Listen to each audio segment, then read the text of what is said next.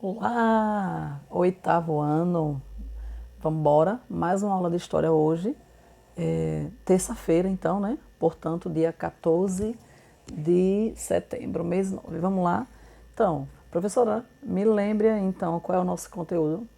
Nosso capítulo é o capítulo 10. Nós estamos falando do Segundo Império no Brasil, certo? Então, vamos lá.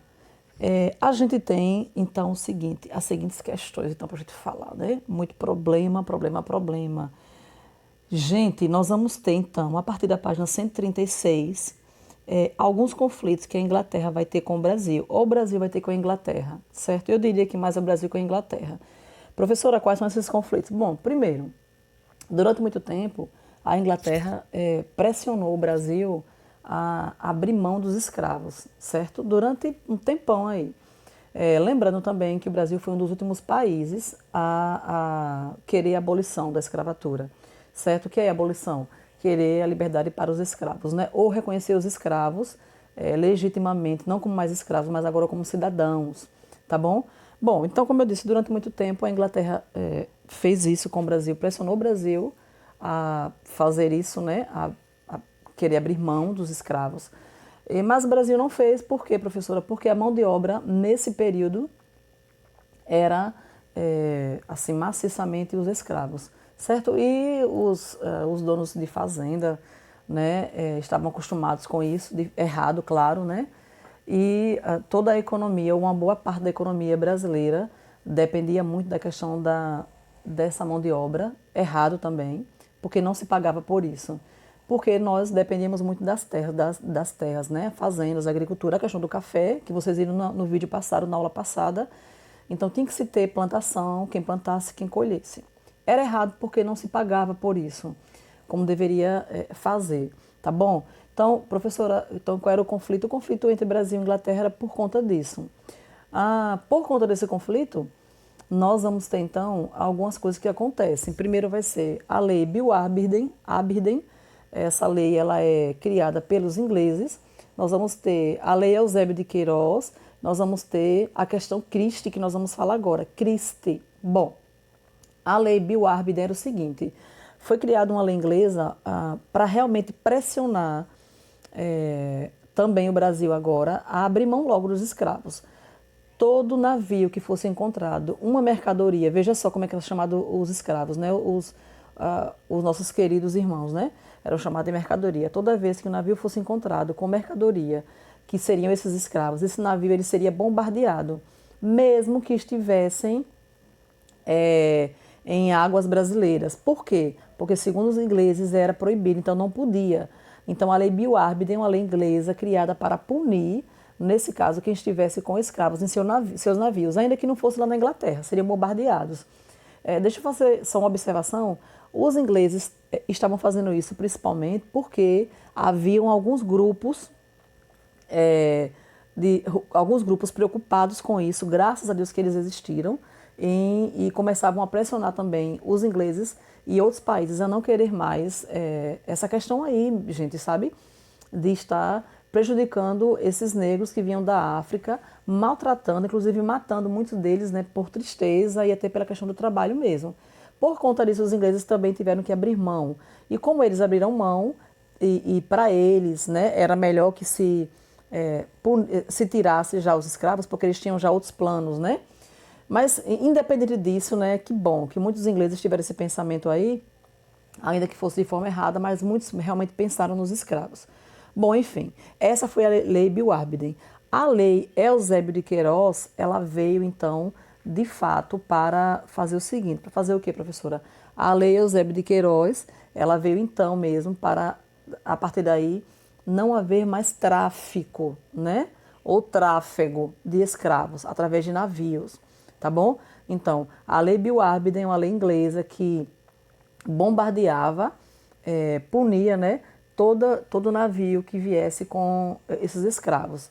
E a lei Eusébio de Queiroz não é uma lei inglesa, é uma lei brasileira, então ela vai acabar com esse tráfego de escravos, certo? E a outra lei, o outro fato que aconteceu é a questão Christie. A questão Christie é o seguinte: é que vai morrer um cidadão inglês, você vai encontrar, que eu nem falei as páginas para vocês, né? Vocês vão encontrar isso, deixa eu falar aqui, na página 137.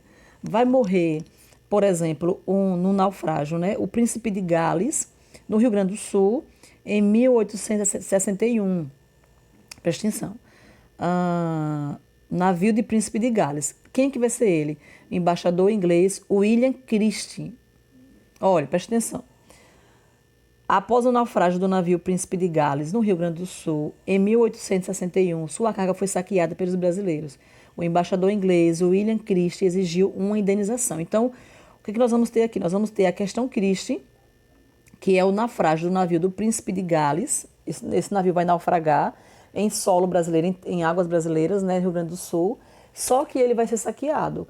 Por esse saqueamento,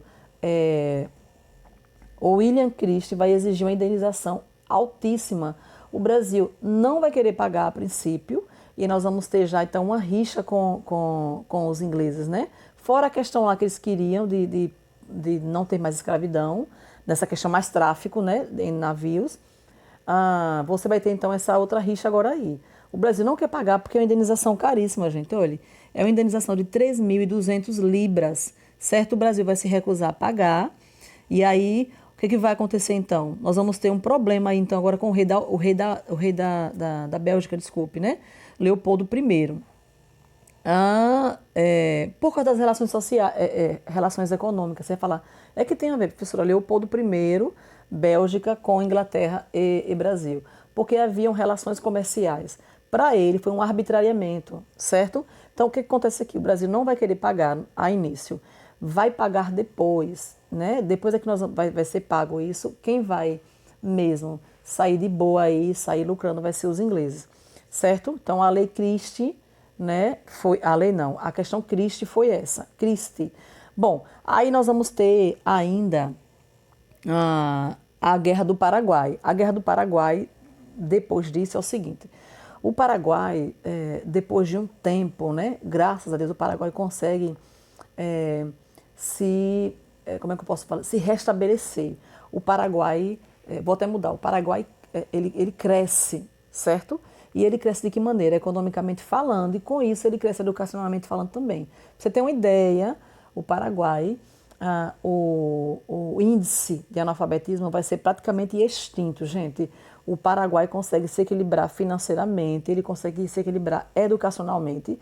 E aí a intenção do Paraguai também é conquistar a região sul, né? E essa região sul, ela vai instalar também o Rio do Prata. Por quê? Porque o Rio do Prata era o rio que escoava toda a mercadoria que entrasse e saísse, certo? Então, veja, durante um tempo anterior a isso, o Paraguai era dependente de muitos países, inclusive a Inglaterra detinha um poder sobre o Paraguai, né? Era aquele país que estava se equilibrando, tentando se equilibrar, tentando sobreviver, e não conseguia. Quando o Paraguai consegue sobreviver e tem vida e consegue andar só, independente da Inglaterra, a Inglaterra não vai gostar, é claro, certo? E através de quem, professora? Nós vamos ter Solano Lopes, que é um dos personagens, um dos caras que vai fazer o Paraguai crescer e se equilibrar. E você vai ter também José Gaspar Rodrigues. Esses dois caras fazem isso com o Paraguai. O Paraguai cresce, né, e vai assustar, por exemplo, quem tinha o domínio, quem tinha, por exemplo, riquezas nesse lugar, certo? Porque vai pensar, bom, se o Paraguai ficar independente mesmo, e o Paraguai consegue, porque ele vai conseguir a independência em 1811, eu acho, ele consegue a independência, então agora a Inglaterra não tem mais domínio sobre eles, certo? Então o que vai acontecer? A Inglaterra vai dizer assim, poxa, tem que fazer alguma coisa, o que eu vou fazer? Guerra, vai ter uma guerra, a Guerra do Paraguai vai ser por conta disso, dessa independência do Paraguai. O Paraguai não precisa mais estar sob o domínio da Inglaterra, né? Está lá com medinho, não pode crescer, não pode fazer isso, não pode fazer aquilo. O Paraguai cresce, ok? Através desses dois homens, esses dois personagens, dois caras que eu falei agora. Tá bom, gente? Essa Guerra do Paraguai, o que vai acontecer? A Inglaterra vai conseguir chamar a Argentina, Uruguai e o Brasil para ir contra o Paraguai. Aí você diz, sim, professor, e até agora o Brasil não estava com rixa com a Inglaterra? É verdade. Essa rixa vai ser quebrada, pelo menos entre aspas, ou desfeita, nessa guerra aí do Paraguai. A partir do momento que o Brasil é chamado para brigar contra o Paraguai, aí então o Brasil fica mais ou menos a Inglaterra fica com bons olhos sobre o Brasil, mais ou menos, viu? Aí você fala assim, sim, o Brasil foi porque quis, né? Verdade. Mas o Brasil foi porque quis, porque ele tinha interesse. Por quê? Porque o Rio do Prata era a região sul e fazia parte do Brasil. Você está entendendo? Então, assim, era algo que estava próximo do Brasil, fazia parte do Brasil ali, então ia prejudicar a economia brasileira também. Então, pensando, Guerra do Paraguai, quem é que começa essa guerra aí? Os bastidores vai ser a Inglaterra. Quem que vai estar aí? Os países? Uruguai, Argentina, o Brasil. Contra quem? Contra o Paraguai. E quem que vai sofrer? Gente, claro, quem vai sofrer vai ser o Paraguai. Pra você ter uma ideia, o Paraguai tinha 800 pessoas, 1.000 pessoas. Depois da guerra vai ficar com 200 mil pessoas. Então o Paraguai sofre, perde essa guerra, porque afinal de contas são 3 países, são 3 lugares contra um só, que é o Paraguai. E claro, nós vamos ter a Inglaterra aí fundamentando isso tudo, certo? Essa foi a Guerra do Paraguai. Nós vamos ter na página 138 toda uma consequência dessa guerra, vocês lerão, tá bom? E nós vamos ter a questão do café, que é a economia nacional, que falamos no vídeo passado.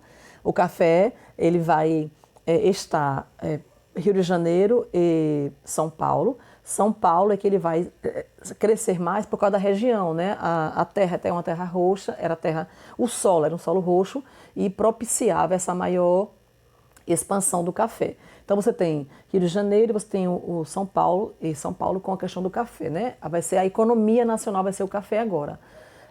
Deixa eu só um detalhe falar para vocês que o café não é brasileiro, não nasceu no Brasil, viu? O café é asiático. E também um detalhe, vocês viram isso no ano, o café foi considerado durante muito tempo uma droga. Quem tinha café em casa era considerado quase que um foragido da lei, gente, certo? Bom, então nós temos agora a nossa economia nacional, que é o café, Rio de Janeiro, São Paulo, Rio de Janeiro. Nós vamos ter então, a partir disso, o processo brasileiro de industrialização. Lembrando que é a partir daí que nós vamos nos industrializar muito. Lembrando que nós temos algumas figuras aí. A primeira figura dessa industrialização vai ser o nosso Barão de Mauá, né? Famoso Barão de Mauá. Muito sonhador, muito visionário. Por quê? Porque ele vai pensar na frente. Ele vai investir nos bancos de dinheiro mesmo, e nas linhas férreas no Brasil. E esse período de industrialização, o Brasil é um dos últimos, e aí ele começa a entrar então na industrialização mundial. Tá bom, gente? Nós ficamos por aqui na aula de hoje, voltaremos sexta-feira, mas quero deixar uma atividade para vocês. A atividade será a atividade da página 142 para sexta-feira, tá bom? Um cheiro para vocês e fiquem com Deus.